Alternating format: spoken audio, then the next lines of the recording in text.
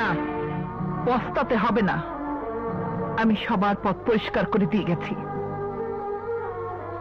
এ ধরনের করুণা দেখাতে কোনদিন আমার বাড়িতে আসবে না। আমার সন্তানের প্রতি আমার দায়িত্ব আছে।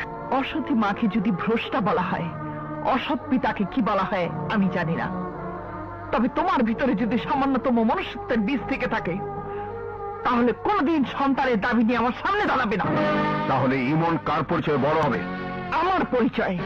এ সমাজ সেটা মেনে নেবে না। পুরুষ শাসিত সমাজকে দুমড়ে মুছে একাকার করে দিয়ে আমি প্রমাণ করব, সন্তান প্রতিষ্ঠার জন্য পিতার কোনো প্রয়োজন নেই। ইমন যদি কষ্টে থাকে? থাকবে না। ইমন যদি নিঃসঙ্গ হয়ে পড়ে? পড়বে না। ইমনের মনে যদি পিতৃত্বের অভাবে দুর্ভাগ্যের ঝড় ওঠে? বুকের পাঁচটি এসে ঝড় আমি রুখবো। তুমি পারবে না, তুমি হেরে যাবে।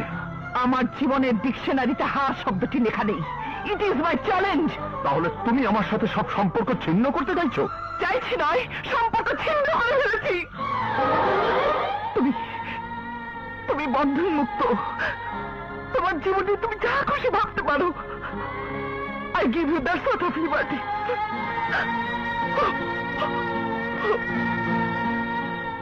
দেখলে এই অসভ্য মেয়েটা তোমাকে কিভাবে অপমান করে গেল? তুমি ওকে তালাক দাও। আমি আমার স্বামীকে ছেড়ে তোমাকে বিয়ে করব।